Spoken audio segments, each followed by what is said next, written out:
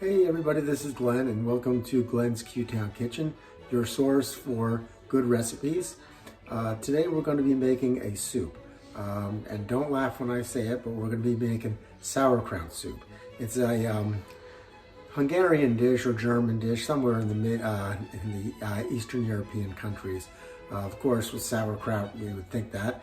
And even if you don't like sauerkraut, you're going to love this dish. And like I said, don't feel really that it's strange because sauerkraut is just cabbage, so it's basically cabbage soup. So let's start with the ingredients. Okay, we're going to start with our meats first. So what I have here is 3 slices of bacon. Get good bacon, that's not too fatty. Got more meat on it than fat, but you kind of want fat for this one because we're going to render the onions in this, and we'll get to that later. So what I'm going to do is just finely chop this bacon here, just into bite-sized pieces. And like I said, this is going to render down, and we're going to get all the fat out of it, so I'll show you that when we get there. But right now, just cut into little bite-sized pieces. Get that in there.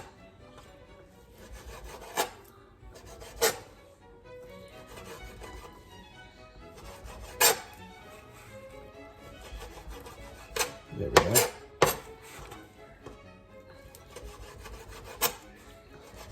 All right, we're almost there. Almost at the end of the bacon here. Bacon's going to give it a nice smoky flavor too. So we'll put this aside. I have right here about a ½ pound of pork, and I got a piece of pork that's not too fatty, but has a little bit of fat content in it. And what I'm going to do is I'm going to chop this up into bite-sized pieces as well. So let's start here. A little bit smaller than that. All right. Get that off. I think my knife needs a little sharpening. Always use a sharp knife. It's easy, better. But we'll get through this one, and then I'll sharpen it a little later here. So that's that. And we'll go right back here. And right about there. All right. So again, what I said, we're going to chop these up into nice bite-sized pieces here. So I think you can see here. Let's go right about there. How's that look? That looks like a nice bite-sized piece, huh? So we'll cut them all this way. And I'll turn the camera off here so you don't have to see me cutting all these up here. So, all right. So let me get this done and we'll come back. All right, so these pork is all cut up into nice pieces here.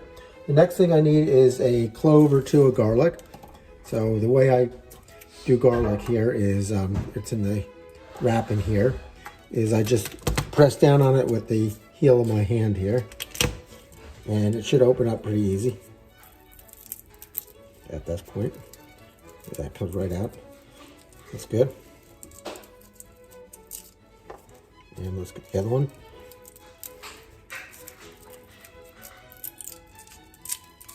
Yeah.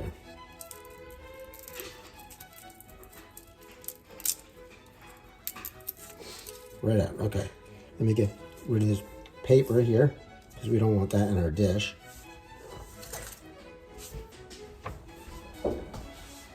And what I always do is I cut the little ends off here. I think they tend to be a little bitter to the taste, so I get rid of them. All right. Okay, so there's my 2 garlic cloves. And I'll put that aside. The next thing I want is 2 cups of sauerkraut. And I have these draining in a colander here. So get rid of all those juices. Just let that drain. That's 2 cups. And then we need 1 tablespoon tomato paste and 1 chopped onion. So that's what I have here. Chopped onion and tomato paste, and that's all going to go in at the same time. And then we need the spices, 1/2 teaspoon paprika, and 3/4 teaspoon of caraway seeds. The paprika looks like this. Get the sweet paprika, don't get hot, don't get smoked.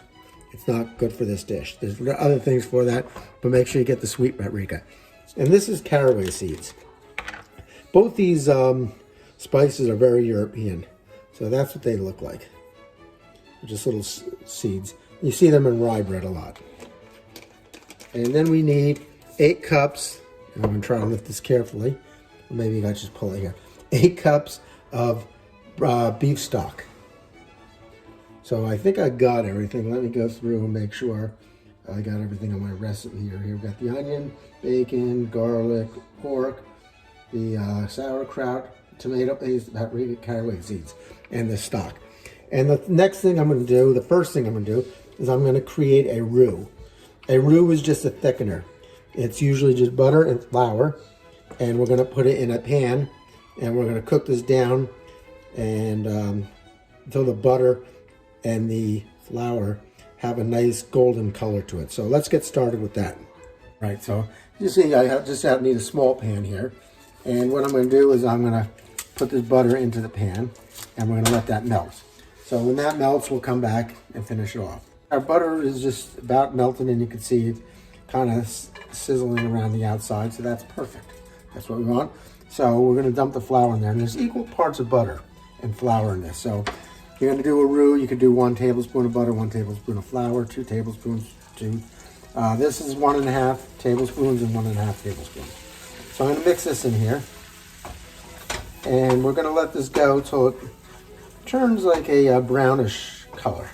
I mean, there's just, you got to watch it carefully because it could burn very easily, but you don't want, there are different kinds of cooking. You might want the light here, but for this recipe, because we're going with brown stock, I want this to be a little brown, and it's going to get a nutty flavor to it too. And that nutty flavor is going to add a little taste to the soup there. So you'll see how quick this goes from this color to brown. And you just keep mixing it. Don't walk away on this. Like I said, if you walk away, you're going to have burnt butter and flour. And I have this on medium-high heat.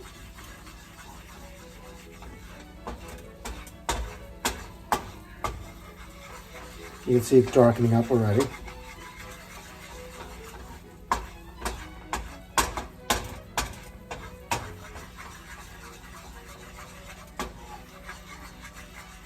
So what the flour is the thickening agent. Flour, tapioca you can use, not with the butter, and cornstarch. Those are the 3 thickening agents that I know of.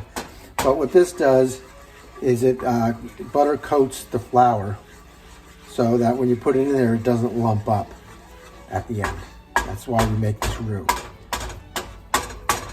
You see how it's getting golden brown now? It's not, it's more of a brownish than gold as it was before. So just a little bit more on this, and I'm going to throw it aside.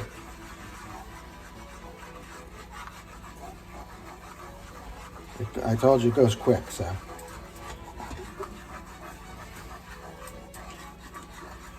I'm good with that. How about you? All right, so let's put this aside here, and we'll come back and start the soup. I got a decent sized pan here. I think this is about 8 quarts. You could probably use a 6 quart and get away with it, but that's fine. To this, I'm going to add my bacon, and I'm going to put it down on a low heat now. Like not very low, but a medium low. Because like I said, what I want to do is just render the fat out of this bacon here. So we'll just let that go for a few seconds. Let me wash my hands here.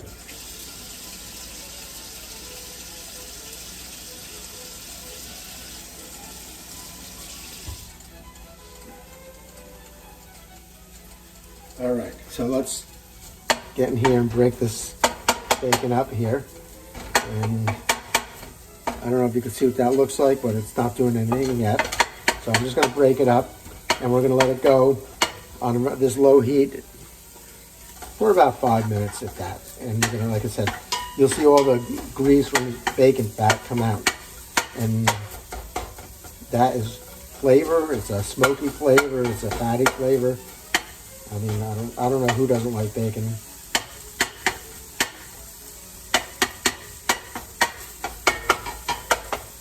And don't eat too much of this, but for flavoring, it's good. All right. So let's let that go. And we'll come back when that starts rendering out. All right, I think this bacon's given all the grease it's got, so I'm going to just remove this. And yes, this is a peasant food, I said before, right? What I mean by peasant food is back in the old world, the European countries, they didn't have refrigeration, so that's why sauerkraut was really important. You know, that kind of sour stuff, pickled stuff is really important. I don't need to get it all out, but I want to get as much out as I can. I might put some back in later, some of this bacon, but let's just see what we can get out of here now. All right, good. So there we go. We got our bacon rendering down there. I'm going to turn the heat down just a little bit so that doesn't burn. And to that, I'm going to add my onions and my tomato paste. Just 1 onion and 1.5 tablespoons of tomato paste. And let me put this all in here. All right. We're going to stir this up. Coat this onions with the bacon grease a little bit. And you see how nice and red those onions are turning from the tomato paste. It's going to give it a little bit of nice flavor, a nice color in there. So let's let this render down a little bit so that the onions become translucent, and we'll head on from there. So to this, I'm going to add my 2 cloves of garlic. So I have my garlic press here. You want it minced, so this is a garlic mincer. If you don't have one, it's a great tool, especially if you use a lot of garlic in your cooking, like I do. So squeeze that, and you see how it minces it on the bottom there. Take the back of my wooden spoon here, or mixer, whatever you want to call it, and give this a mix. And you want to go about 30 seconds on this, no more, because you don't want to burn that garlic. You just want to get the flavors going out of there. So give it a mix here, and once you start feeling that aroma from the garlic in the air, it's time to go. So what I'm going to do is I'm going to add my pork to this, and we're going to stir that around, and we're going to cook this for about 20 minutes. So again, I'm not here to sit here and watch you have you watch me stir for 20 minutes and see pork, brown, and onions that long. No need to do that. We're just going to let this go, and I'll come back as soon as 20 minutes are up. So let me put my timer on, and we'll be back. As you can see, the pod's getting brown in the bottom. That's a good sign. That's not burnt. That's called font, and that's going to come off once we add our liquid to it. So right now, I'm going to add to this my sauerkraut.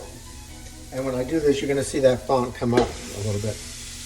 And that's going to add a lot of good flavor to the food. It's not burnt. It looks burnt, but it's not. So let's get that give this a stir. And as we're stirring, I'm going to scrape up the bottom here. It'll come up more as we add our liquid to it. So got that. Now we want to add our paprika and our caraway seeds, and give that a good stir. Get that all incorporated in here.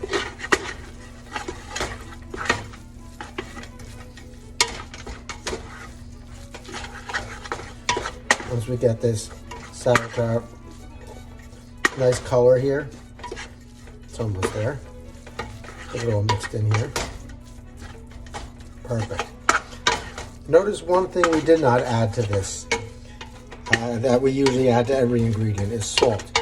And the reason we didn't do that is because the sauerkraut is brined in salt, and there's no need for it. It's going to add a perfect flavor to it. Okay, so now we're going to add our soup stock. And again, I have 8 cups of beef broth here. And I'm gonna just add a little bit right now and scrape up that font on the bottom here. See how clean it is now? You're not gonna see those spots anymore, hardly. Right over here, in the corners maybe, but gotta get those out. See that? Make sure I got all the font up. Good. Okay, now I can add the rest of this broth here. And be careful. There we go. All right. We'll give this a stir. Everything should be incorporated now. And I'm bringing this to a boil and then back down to a simmer. And I'm going to simmer this for about 45 minutes. So let's get this up to a boil and see what that looks like. All right, I have here, soup's coming to a boil, and I don't mean to talk down here, but this is a boil. I'm going to turn it down here. And I'm going to turn it down to a simmer. So a boil is a rapidly boiling water like this, the big bubbles. A simmer is barely moving. So let me get down to there and we'll see what it does. So I turn my heat way down. Give this a stir here. And I'm gonna be stirring it constantly. Not constantly, but every once in a while I'm gonna come in here and give it a little stir. So let's let this get down to a simmer and we'll see what that looks like. Okay, here we go, a simmer. Small little bubbles. It's probably gonna go down a little bit more, but we'll keep it up there just a tiny bit. And we're gonna let this go simmering 45 minutes again. I'm gonna stirring it every once in a while, just to keep it from sticking on the bottom. And when 45 minutes, we'll come back, we'll take the roux, we'll thicken it to our desired thickness, and we'll move on from there. All right, it's been 45 minutes. So as you can see, it's simmering. So let me just wash my spoon off here. And come back here. Let's see. So now what I'm going to do is I'm going to bring this up to a boil. Because in order to thicken, it needs to be at a boil. And I have my roux here. And remember, you making this roux. I'm just going to give this a stir here. We're probably not going to use all this roux. We're going to kind of just add a little bit at a time until we reach our desired consistency. You don't want the soup too thick. You don't want it too thin either. So it's up to a boil. So let's add a little bit of this to this. Give that a stir.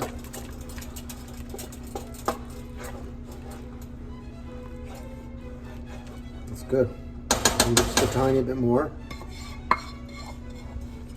And we'll call that a day. Put that over here. Give this a stir. Wow. Perfect. All right. So let me turn this off. Let me grab a ladle here. And I'll show you what the soup looks like.